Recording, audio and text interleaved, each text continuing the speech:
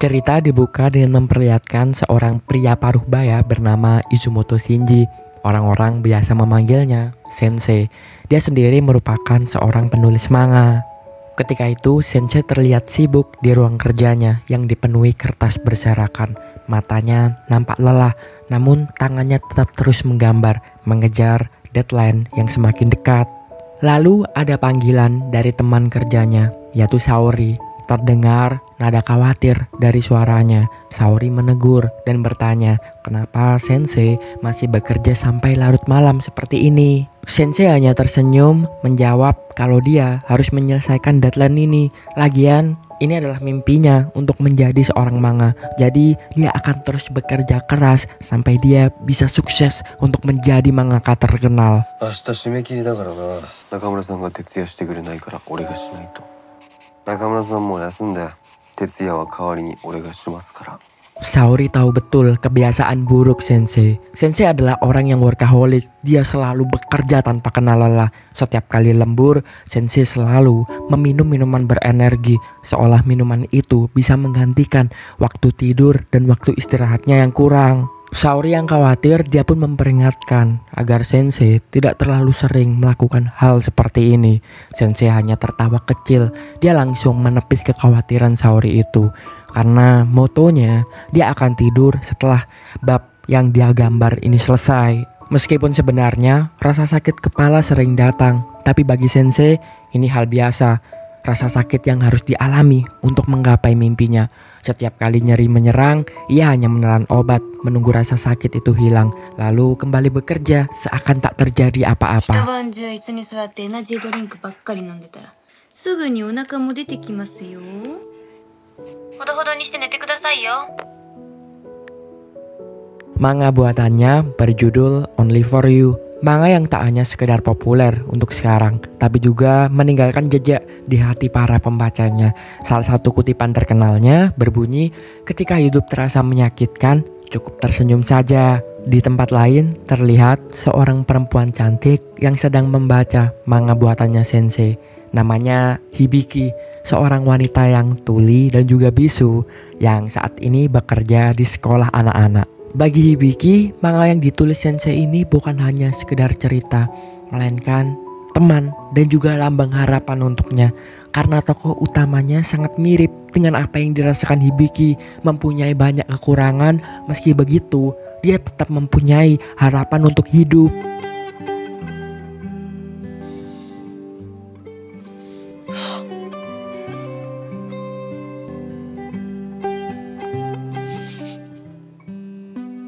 Suatu sore, saat beristirahat di bangku setelah mengawasi anak-anak bermain, ketika itu teman Hibiki bertanya, kenapa akhir-akhir ini Hibiki jarang mengikuti pelatihan untuk berbicara. Hibiki hanya menunduk dan menjawab dengan bahasa isyarat.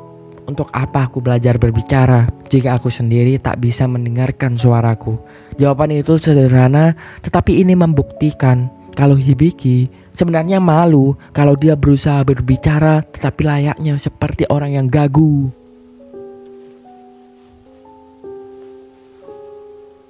Di sisi lain, manga Sensei mulai menanjak pesat karena memang tulisan dari Sensei ini menyentuh banyak sekali hati orang-orang. Manganya pun laris manis terjual di dunia maya, menembus berbagai platform bacaan digital.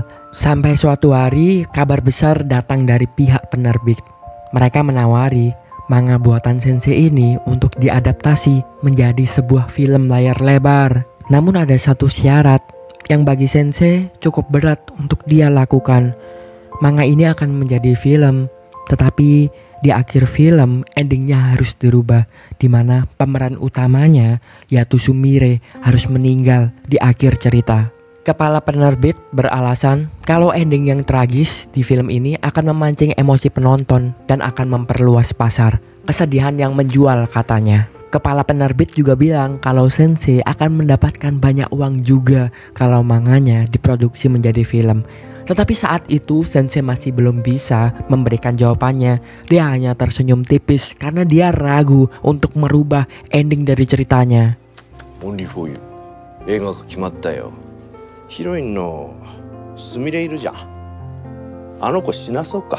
それでこそ感情が生きる。刺激的にいこう。やるよな。おい、おい。Malam harinya, Sensei pun langsung berdiskusi dengan Saori. Tetapi di situ, Saori langsung menolaknya. Karena Saori ingat betul, di awal Sensei membuat manga ini, dia ingin menjadikan manga ini sebagai harapan hidup untuk orang-orang yang hidupnya berat di luar sana. Jika pada akhirnya Sumire meninggal di manga ini, bisa saja para pembaca itu akan kehilangan semangat hidupnya lagi. Dan ini bukan tujuan Sensei dari awal. Sensei sebenarnya masih bimbang dalam hatinya, karena dia tak ingin menghilangkan harapan para pembacanya. Tetapi di sisi lain, dia juga harus realistis, karena sekarang umurnya semakin tua dan pekerjaan dari mangaka belum sebegitu menghasilkan. Apalagi dia adalah satu-satunya orang yang bekerja di keluarganya dan dia harus membiayai neneknya yang sakit di rumah. Akhirnya Sensei berusaha meyakinkan Saori kalau memang ini adalah keputusan realistis yang harus dia lakukan, karena dia yakin ke depannya dia pasti bisa untuk membuat manga-manga lain yang membuat para pembacanya kembali untuk mendapatkan harapan-harapan hidup lagi. 鎖骨に涙がたまる作品にしないと。人生この作品で最後ってわけじゃないし、これで少し名を上げて次に大作やればいいさ。 Di tengah perbincangan mereka, tiba-tiba neneknya Sensei datang. Di sana, neneknya Sensei menuduh kalau Saori adalah kekasihnya Sensei dan mereka berdua akan segera menikah dan meninggalkan nenek sendirian. Mendengar itu, mereka berdua hanya tersenyum kikuk karena mereka berdua tahu hubungan mereka tak lebih dari teman kerja saja. Nenek Sensei pun menasihati kalau Sensei sebaiknya mencari pekerjaan konvensional yang lebih stabil saja, tidak menjadi seniman yang tidak ada uangnya seperti ini. Namun bagi Sensei, menggambar dan menulis cerita bukan hanya sekedar pekerjaan. Ini adalah nafas hidupnya. Ia tak sanggup membayangkan hari tanpa menciptakan sebuah cerita dan tanpa memegang pena dan kertas untuk menggambar. Meskipun hidupnya sulit, kecintaannya pada karya dan dunia cerita membuatnya tak bisa berhenti begitu saja. Dan dalam lubuk hatinya, dia masih yakin kalau dia pasti bisa menggapai mimpinya menjadi seorang mangaka.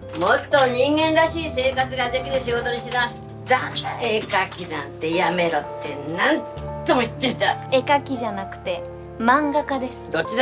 Malam berikutnya, Hibiki tampak sedih saat membaca chapter terbaru dari manga Only for You. Di dalam cerita disebutkan sebuah lagu piano berjudul Traumere. Meski ia tuli dan tak bisa mendengar nada sedikit pun, Hibiki tetap menyalakan lagu itu dengan volume penuh, mencoba merasakan setiap getaran dan emosi dari melodi yang mengalun. Dalam diam, ia menyerap semua kesedihan dan keindahan yang ingin disampaikan Sensei lewat manganya. Di waktu yang sama, di rumahnya, Sensei lagi-lagi begadang untuk menyelesaikan manga terbarunya. Padahal saat itu kepalanya sangat sakit dan dia pun sampai harus menenggak obat sakit kepala dan minuman berenergi supaya bisa menahan rasa lelah yang kian menumpuk. Namun tiba-tiba sesuatu terasa aneh. Tangannya mulai gemetar, tubuhnya kaku, dan penglihatannya menjadi kabur. Ia berusaha fokus, tapi kepalanya terus terasa berputar. Detik berikutnya, tubuhnya pun langsung terjatuh di depan meja kerja, dan Sensei tak sadarkan diri.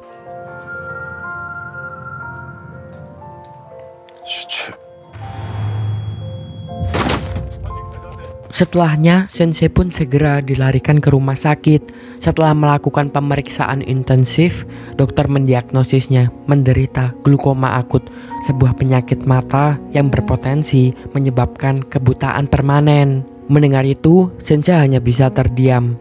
Ia menatap kosong ke arah cahaya lampu rumah sakit yang mulai tampak kabur.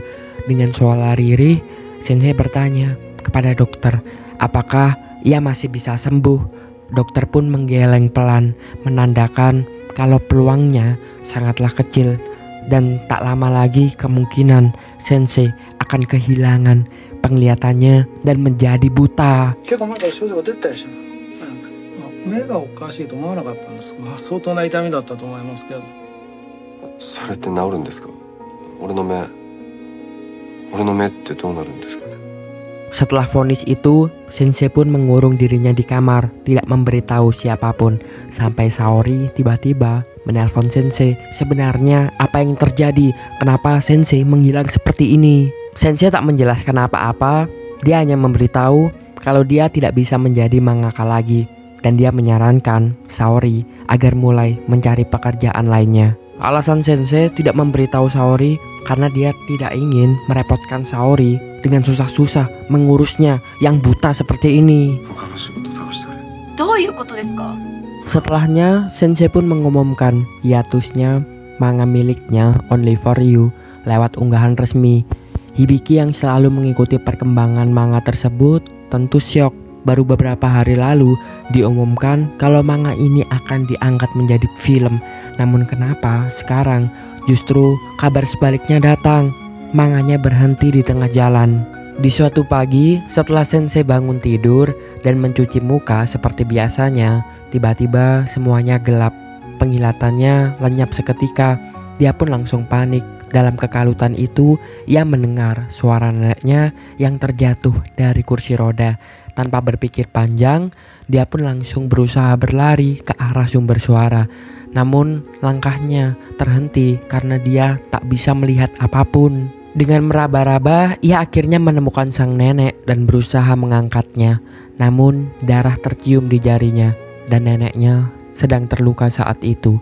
Neneknya yang awalnya mengira kalau Sensei hanya bercanda, lama-kelamaan menyadari kalau sekarang cucunya ini benar-benar tidak bisa melihat. 見えないんだよ。年寄りをからかうのもいい加減にしろこの白状も。 Wajah Sensei pun menjadi pucat, matanya kosong, dan dia pun menjadi sangat hampa. Ia hanya memohon sang nenek agar segera menghubungi rumah sakit. Dan saat itulah kenyataan pahit itu datang. Sensei benar-benar dinyatakan sekarang telah kehilangan penglihatannya untuk selama-lamanya. Sensei pun mengantar neneknya ke rumah sakit. Sepulang dari rumah sakit, Sensei diantar oleh seorang sopir bernama Tetsuya. Tetsuya pun baru menyadari kalau Sensei ternyata baru saja mengalami kebutaan. Untuk menghibur Sensei, Tetsuya pun bilang kalau dia mempunyai manga favorit di mana ada quotes yang berkata, jangan khawatir, semuanya akan baik-baik saja. Ketika terasa menyakitkan, tersenyumlah. 心配いりませんよ。何もかもうまくいきます。辛い時こそ笑うのよ。俺が一番好きな漫画のセリフなんですよ。 Tentu ini adalah quotes yang familiar karena quotes ini adalah quotes dari manga Only for You, manga yang telah ditulisnya. Di situ Sensei pun langsung mengungkapkan identitasnya kalau dia adalah seorang mangaka penulis dari manga Only for You. Tentunya awalnya Tetsuya tak percaya sampai Sensei menceritakan spoiler bab terakhir yang belum dia tulis, dan di situ Tetsuya pun langsung syok, matanya membesar. Ia langsung hormat karena dia tak menyangka kalau dia bertemu dengan penulis mangaka favoritnya. Ia pun berjanji kalau mulai sekarang ia akan membantu Sensei kapanpun ia dibutuhkan. どんなん書いてたんですか？ Only for you. お前か。先生、お会いできて光栄です。俺が何でも力になるんで。 Sejak hari itu, Tetsuya sering membantu Sensei beraktivitas. Karena tak lagi mampu merawat neneknya, Sensei juga dengan berat hati menitipkan neneknya di panti jompo. Ini demi kebaikan neneknya juga, karena dia tak ingin terjadi apa-apa lagi dengan neneknya. Tetsuya juga membelikan buku braille agar Sensei bisa tetap menulis dan juga berkomunikasi, bahkan mulai belajar membaca lewat sentuhan. Meski begitu, Sensei masih belum bisa menerima kenyataan yang ada. Saat di rumah sendirian, dia pun berteriak ke Tuhan. Kenapa? Kenapa Tuhan? Kenapa harus nasib buruk yang terjadi padaku? なんで俺なんだよ。なんで。なんでなんで俺なんだよ。Sementara itu, Hibiki yang tak kunjung mendapat kabar tentang kelanjutan Only for You mulai gelisah. Dengan tekad besar, ia menelusuri medsos dan forum penggemar mencoba menemukan keberadaan sang mangaka.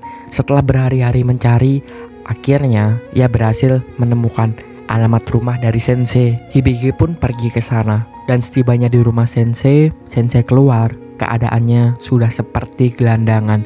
Tidak ada yang mengurus, apartemennya berantakan. Seperti dia sudah tidak punya lagi semangat untuk hidup. Karena Hibiki tuli, ketika Sensei bertanya siapa Hibiki, Hibiki tidak menjawabnya. Karena hal itulah Sensei pun langsung mengusir Hibiki. 誰だよ。なんか言えよ。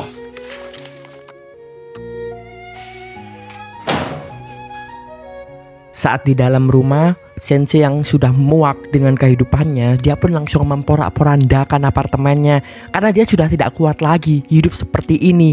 Pikirnya hidup sudah tidak ada gunanya lagi. Karena itulah Sensei berniat untuk mengakhiri hidupnya dengan melompat dari apartemen. Namun saat Sensei hendak melompat, Hibiki tiba-tiba langsung mendobrak pintu apartemen Sensei dan menyelamatkan Sensei dari tepi balkon.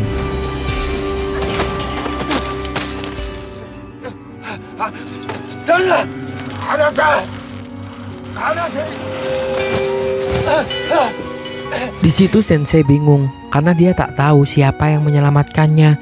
Dia tak bisa melihat orang itu. Tapi satu yang jelas, dia mulai bisa melihat harapan karena ternyata masih ada orang yang masih peduli padanya. Meskipun dia tak tahu siapa orang itu. Semenjak kejadian itu, Hibiki mulai rutin datang ke rumahnya Sensei. Ia membersihkan ruangan, memasak, bahkan mencukur janggut dan kumisnya Sensei yang tumbuh tak karu-karuan. Tanpa kata, mereka mulai saling memahami.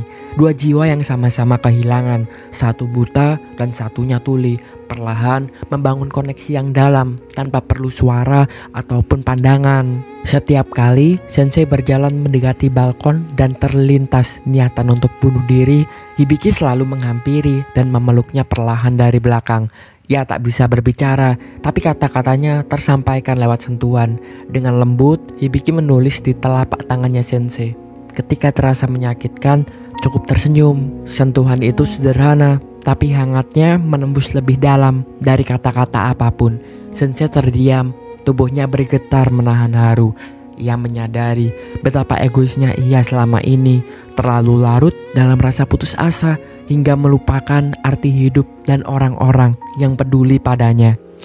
一体どうして俺なんかに。そうやって響は俺を暗闇から連れ出してくれました。俺に勇気をくれたんです。その時決めました。諦めるな、生きようって。 Beberapa waktu kemudian, Saori datang menjenguk Sensei dengan membawa kabar baik. Ia menyerahkan cetakan fisik manga Only for You yang kini sudah resmi diterbitkan. Dulu, manga ini cuman ada secara online saja. Namun sekarang, karena hasil keras mereka, buku ini bisa dicetak secara fisik. Sensei meraba permukaan sampulnya perlahan, mencoba membayangkan setiap garis ilustrasi dan huruf yang tak lagi ia bisa lihat. Ironisnya, pikirnya impian yang selama ini ia kejar akhirnya terwujud. Namun kini dia tak bisa melihat keindahannya. Di tengah kesedihannya itu, Saori dan Tetsuya menemaninya, meneguhkan hati agar Sensei tidak berhenti berkarya. Dengan bantuan keduanya, Sensei pun memutuskan untuk menulis lagi. Sementara Saori akan membantu menggambar mengikuti ide dari Sensei.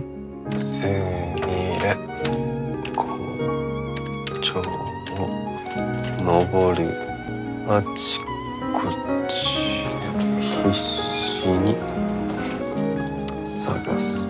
Sementara itu, Hibiki mengambil keputusan besar. Ia memilih berhenti bekerja di sekolah anak-anak tempatnya mengajar dan sekarang menjadi petugas kebersihan di gedung rumah apartemennya Sensei.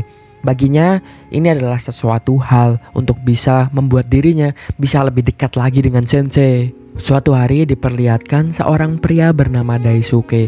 Dia merupakan CEO perusahaan anaknya Sultan yang kaya raya. Di sini diceritakan kalau Daisuke sejak dulu mencintai Hibiki dan berniat untuk menikahinya. Jadi ceritanya Daisuke adalah pria yang gagap. Karena hal itulah dari kecil dia selalu dibully. Sampai suatu hari saat dia kecil, Daisuke diajak oleh ayahnya ke yayasan amal miliknya. Di sanalah dia bertemu dengan Hibiki. ketika semua anak-anak menertawai cara bicara dari Daisuke, tetapi hanya Hibiki lah yang memuji Daisuke. Karena hal itulah sejak saat itu Daisuke mulai mencintai Hibiki sampai detik ini. Lalu Daisuke meminta bantuan sekretarisnya Megumi untuk mendekati Hibiki. Ia berencana menjadikan Hibiki model untuk brand kosmetik miliknya. 出本真二、職業は漫画家。現在響と同棲中です。耳の聞こえない女と目の見えない男が一緒に暮らしているんです。それは社長自ら調べてみてよ。 Suatu hari, Hibiki menatapnya lama, lalu menuliskan kalimat sederhana di ponselnya, seolah berkata, aku ingin belajar memainkan instrumen Traumere, lagu yang ada di manga Only For You. Lagu ini membawa makna yang mendalam untuk Hibiki dan juga Jensei. Megumi pun tersenyum dan bilang, kamu boleh berlatih di sini kapanpun kamu mau. Hibiki menulis lagi di situ, aku ingin memainkannya untuk seseorang yang aku cintai.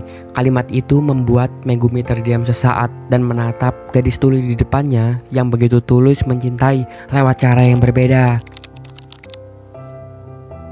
誰ですか?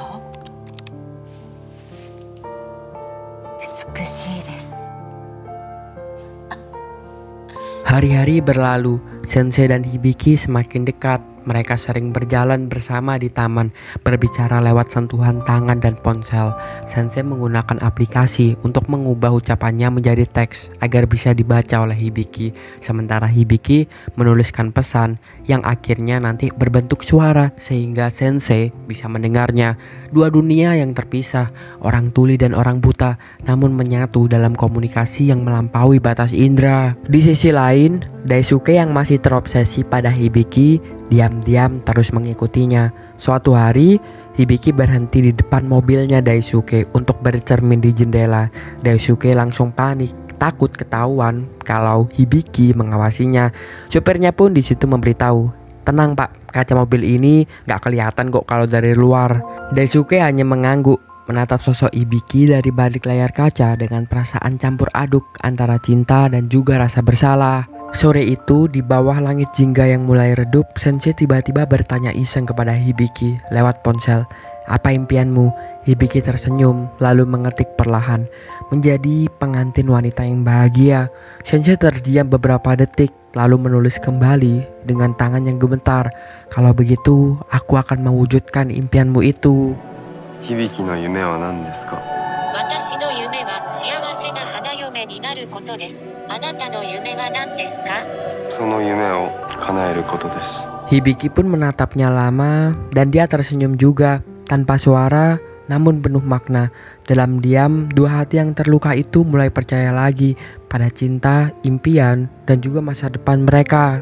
Lalu Sensei pun pergi ke panti jompo untuk menjenguk neneknya. Di sana dia juga mengajak Hibiki. Sensei pun di situ mengenalkan kepada neneknya siapa Hibiki ini, dan Sensei juga meminta restu kepada neneknya kalau mereka berdua akan melanjutkan ke hubungan yang lebih serius. Awalnya sang nenek menolak karena ia khawatir dengan cucunya yang buta. Kenapa dia harus bersama dengan wanita yang tunarungu? Neneknya bukannya tak menghargai Hibiki atau meremehkan Hibiki, tetapi neneknya khawatir kalau hidup Sensei akan semakin berat jika dia memiliki pasangan yang juga sama-sama memiliki kekurangan. Namun Hibiki tak menyerah. Dengan air mata yang menetes di pipinya, ia pun langsung berlutut dan memohon restu dengan tulus. 見えなくて聞こえなくて私は車椅子だしこんな最高な人生どこにあるってんだい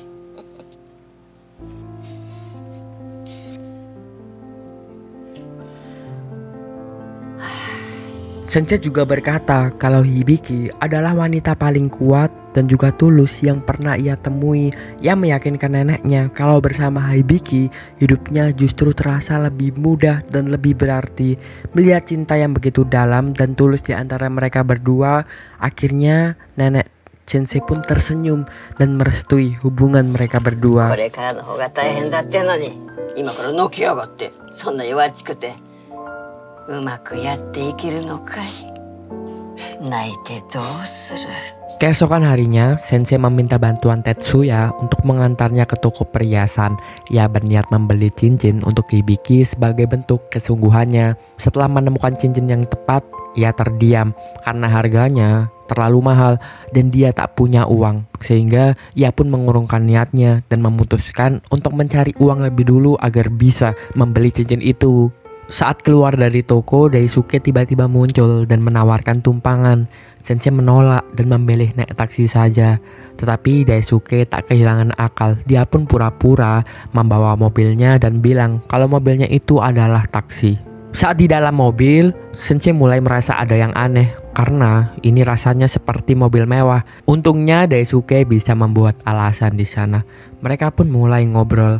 Daisuke menceritakan tentang kegiatannya yang suka membantu banyak orang yang kekurangan, termasuk anak-anak disabilitas dan juga orang-orang di panti sosial. Ia mencoba terlihat tulus, namun Sensei bisa merasakan ada sesuatu yang janggal dalam dirinya Daisuke. Meskipun saat itu Daisuke telah sangat baik kepada Sensei, tetapi Sensei merasa kalau dia tidak ingin dikasihani dan dipandang sebelah mata layaknya orang cacat seperti ini. Karena hal itulah dia meminta Daisuke untuk tidak mengasihaninya. 体の不自由な方を助けていただくのはありがたいですが、かわいそうな目で見るのだけはやめてください。僕は目は不自由ですが、かわいそうなわけではありませんので、自己満足のためならやめてくださいね。 Beberapa hari kemudian, penerbit datang menemui Sensei. Mereka membawa kabar kalau film adaptasi Only for You akan segera diproduksi akhir tahun ini. Di situ, Sensei pun bilang kalau dia telah menulis ulang ending ceritanya. Dia tak mau karakter utamanya Sumire itu mati, melainkan diganti saja menderita penyakit yang tak bisa disembuhkan kalau memang harus dibuat tragis. Karena bagi Sensei, Sumire harus masih hidup karena dia adalah simbol harapan. Namun penerbit menentangnya karena menurut penerbit ini kurang tragis. Bahkan penerbitnya meminta agar di akhir film Sumire itu kecelakaan mobil saja, sehingga membuat karakternya sangat tragis. Tentu di situ Sensei awalnya menolak mentah-mentah karena ide ini tak sesuai dengan apa yang direncanakan awalnya. それはちょっとそれじゃ無理やり泣かせてるというか、やりすぎだと思います。刺激があるってだけで。 Tapi di sana penerbitnya menggoda Sensei dengan berkata kalau Sensei mau menuruti kemauannya maka Sensei bisa mendapatkan bonus uang yang begitu besar. Tentu saja Sensei yang sangat ingin untuk membelikan cincin yang indah untuk Hibiki, dia pun langsung goyah dan setuju untuk merubah naskahnya demi uang itu.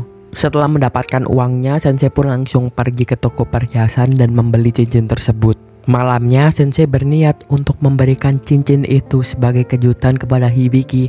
Tetapi Hibiki tiba-tiba terlihat sedih dan langsung mengkonfrontasi Sensei, bertanya kenapa di manga tiba-tiba Sumire terkena penyakit keras. Ini bukanlah Sumire seperti yang ditulis awal Sensei, dan ini merobohkan harapan untuk orang-orang seperti Hibiki yang mencari inspirasi dan harapan lewat manga ini. あなたの漫画で希望をもらった人がどれだけたくさんいるか知ってる？こんな終わり方はいや、こんなの真珠の漫画じゃない。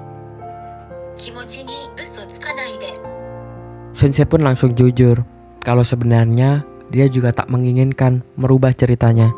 Tetapi faktanya sekarang aku hanyalah orang buta, catat yang tidak bisa melihat. Dan aku membutuhkan uang untuk membahagiakan dan untuk hidup kita berdua. Karena itulah tidak ada salahnya untuk menggadaikan idealisme. Keesokan paginya saat Sensei masih tertidur di sofa, Hibiki berpamitan diam-diam. Dan Sensei masih belum memberikan cincinnya. Di tempat kerjanya, Hibiki melihat dari media sosial ada iklan transplantasi kornea mata. Dan ini mungkin saja bisa mengembalikan penglihatannya Sensei, tetapi masalahnya biayanya sangat mahal. Hibiki pun teringat tawaran untuk menjadi model dari perusahaannya Daisuke, dan di sana dia bisa mendapatkan banyak uang. Karena hal itulah, untuk mendapatkan uang demi pengobatannya Sensei, Hibiki mau mengikuti untuk menjadi model di sana. Hibiki pun langsung menemui Megumi. Tentu Megumi sangat senang dan langsung membawa Hibiki untuk menjalani sesi pemotretan. Dan ketika di sana Hibiki pun menjadi sangat cantik. Dia memakai riasan dan anggun yang sangat indah. Transformasinya begitu memukau sampai semua kru yang di sana terpana melihatnya.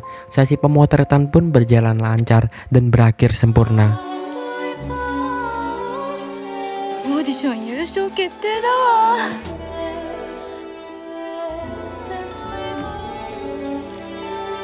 Beberapa hari kemudian setelah audisi tempo hari, Hibiki resmi terpilih menjadi model untuk merek kosmetik Kaleido miliknya perusahaan Daisuke. Saat hendak menandatangani kontrak, Daisuke terlihat sangat gugup. Megumi yang duduk di hadapan Hibiki memberikan isyarat agar tetap tenang. Namun karena panik, Daisuke justru keceplosan. Daisuke malah menyatakan cintanya di hadapan Hibiki. Mendengar itu, ia mungkin tak bisa mendengar, tetapi Hibiki sekarang sudah mulai mengerti segalanya. Dia sadar dan semuanya menjadi jelas kalau ternyata selama ini Megumi hanya berpura-pura saja mendekatinya untuk Daisuke. Di situ, tanpa sepatah kata pun, Hibiki menatap mereka semua dengan kecewa lalu meninggalkan ruangan itu begitu saja.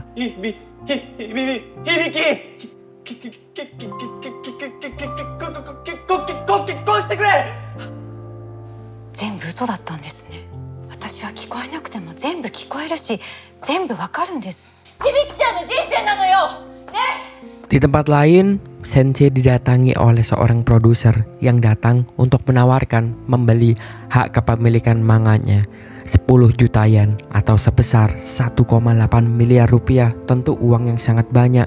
Tetapi di sana Sensei sebenarnya awalnya bimbang. Namun manganya adalah satu-satunya yang dia miliki. Baginya, jika ia menjual manga itu sama saja ia menjual jiwanya sendiri. Karena hal itulah Sensei langsung menolaknya. Penerbit tentu terkejut karena sebelumnya Sensei sempat mengalah, hanya dapat mendapatkan uang yang kecil. Namun kali ini berbeda. Karena obrolannya dengan Hibiki tempo hari, Sensei sudah memantapkan jiwanya. Dia tak peduli lagi soal uang dan yang lain-lainnya. Karena satu-satunya hal yang membuat dia hidup sekarang hanyalah Hibiki dan juga manga yang dia tulis. Sensei, 1000万円です。諦めませんよ。そんなお金意味ないんです。目が見えないからっていくらお金積まれても心までは売りません。Dalam perjalanan pulang, Sensei tiba-tiba merasakan sakit kepala yang sangat hebat.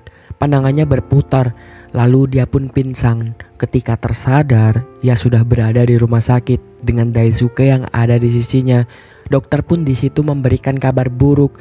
Ternyata glukoma yang diderita Sensei yang menyebabkan kebutaan itu bukanlah glukoma, melainkan ada sebab lain, yaitu ada tumor ganas di otaknya. Dan ternyata tumor inilah yang membuat Sensei kehilangan penglihatannya juga. Sensei tentu syok karena pikirnya takdirnya menjadi buta sudahlah buruk. Namun ternyata takdir sebercanda itu, dia menderita penyakit yang keras juga. Dokter di situ melanjutkan kalau kemungkinan Sensei untuk bisa hidup lebih lama lagi itu sangat kecil. Satu-satunya yang bisa mengobati Sensei adalah dokter yang ada di Amerika. 緑内障じゃなくてこの腫瘍だったんだよ。この腫瘍ができているのが安城で私にもできない手術なんだよ。このオペの経験豊富な医師がアメリカだかインドにいると聞いたんだが。Di situ Sensei tahu kalau Daisuke mencintai Hibiki. Karena itu pikirnya dia tak ingin Hibiki sedih dengan mengetahui ini semua. Dia pun meminta Daisuke untuk tidak memberitahu siapapun dan dia meminta Daisuke juga untuk menjaga Hibiki ketika dia tidak ada nanti. Sebenarnya di situ Daisuke menyuruh Sensei untuk tetap berobat, tapi Sensei sudah menyerah karena pikirnya mungkin dia sudah ditakdirkan untuk segera meninggal saja. Sensei pun mulai pamit ke orang-orang terdekatnya, tapi tanpa memberitahu kalau dia sedang mengidap tumor yang ganas. Dia menemui neneknya dan meminta neneknya untuk tetap selalu sehat. Lalu dia berpamitan juga dengan Tetsuya memeluknya dan bilang kalau dia akan menghilang cukup lama. Dan akhirnya kepada Hibiki, Sensei tak menjelaskan apa-apa. Dia hanya memeluk Hibiki dan berkata, "Aku mencintaimu," sambil menangis. Hibiki, gomen. Aishiteru. Sore harinya saat pulang, Hibiki menemukan rumahnya dalam keadaan kosong.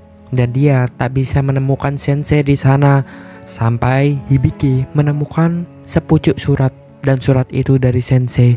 Isinya menuliskan permintaan maaf sensei karena dia tak mampu mewujudkan impian Hibiki untuk menjadi pengantin wanita yang bahagia. Setelah membaca surat itu, tentu saja Hibiki langsung menangis. Dia pun langsung berlari keluar rumah mencari di mana sensei berada. 見えなくても聞こえなくてもどこにいてももう俺には響きが見えるし聞こえます。永遠に愛しています。俺の響き。夢を叶えられなくてごめんなさい。出雲と信じ。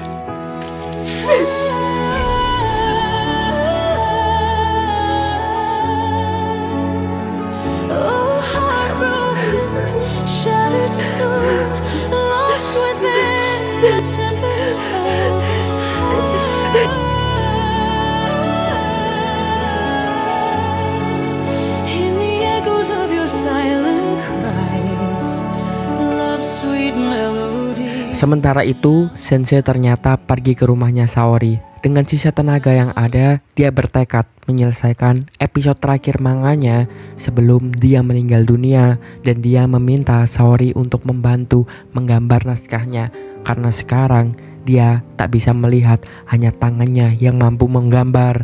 Keesokan harinya, Hibiki yang masih sedih, dia pun tiba-tiba didatangi oleh Megumi yang meminta maaf karena sebelumnya telah menipu Hibiki. Tetapi sebelum Hibiki marah, seharusnya Hibiki mendengarkan dulu alasan kenapa Daisuke sampai melakukan ini semua. Hibiki pun menemui Daisuke. Lalu Daisuke di sana menjelaskan alasan kenapa dia bisa mencintai Hibiki. Setelah mendengarkan ceritanya, Hibiki pun mengerti alasan kenapa Daisuke bisa mencintainya. Tetapi tetap saja Hibiki menolak perasaannya Daisuke karena satu-satunya orang yang dia cintai hanyalah sensei.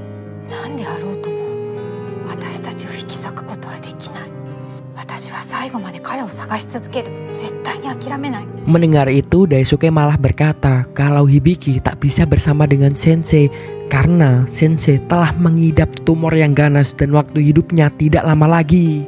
Mendengar fakta itu, tentu Hibiki menjadi shock. Karena hal itulah dia langsung pergi mencari di mana sensei berada. Daisuke yang menyadari kalau hatinya Hibiki memang hanyalah untuk sensei, dan dia sudah menerima fakta kalau Hibiki tak pernah mencintainya. Namun dia tetap ingin melihat Hibiki bahagia. Karena hal itulah dia langsung menyuruh semua anak buahnya untuk mencari sensei juga, supaya dia bisa bertemu dengan Hibiki untuk yang terakhir kalinya. Di perjalanan mencari sensei, tiba-tiba ponsel Hibiki ada notifikasi tentang manga Only For You yang final chapternya sudah keluar. Hibiki pun langsung membaca manga itu. Gambarnya tidak sempurna karena memang sensei menggambarnya dalam kondisi tidak melihat, dan di situ tertulis penutup dari manga itu, jangan menyerah bahkan di tengah segala keterbatasan. Meskipun tubuh ini tak kuat, aku akan tetap memelukmu sekalipun jarak dan waktu menjadi penghalang panjang. Ketika terluka, maka tersenyumlah. 私の耳を封じてみようともあなたが聞こえます。私の目を消し去ってみようともあなたが見えます。私の腕を折ってみようとも手で触れるかのように。愛するすみれ、最後まで諦めないで。辛い時こそ笑うのよ。愛してる。Hibiki pun tiba di rumahnya Saori karena dia pikir sensei ada di sana.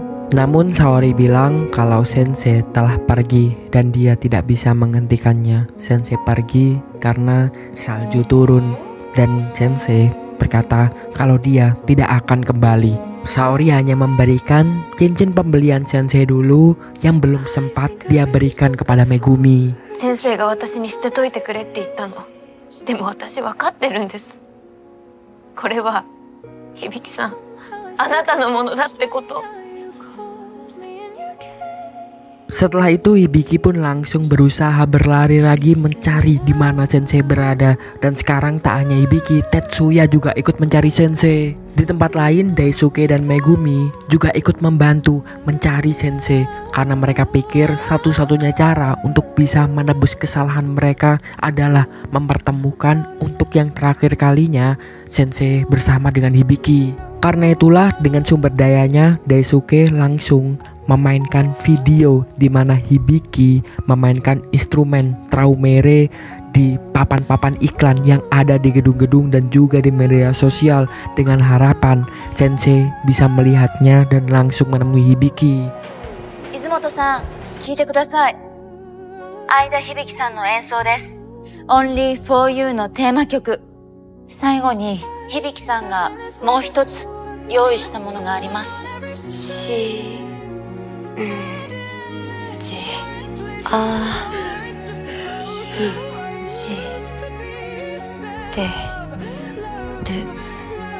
先生、どこなんだよ。諦めんなって言っただろう。メリークリスマス。 Karena semua usaha itu, Hibiki pun berhasil menemukan sensei yang sedang terduduk lemah di atas salju sambil memandang sebuah lapangan di mana mereka berdua dulu saling pergi ke sana.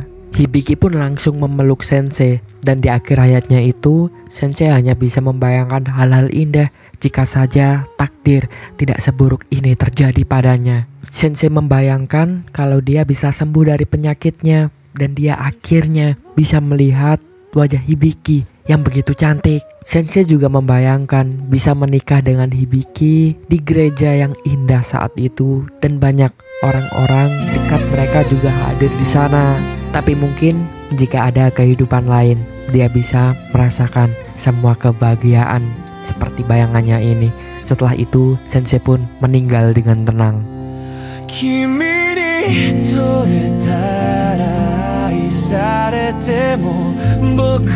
遅いじゃないか。やめてよやめてよ優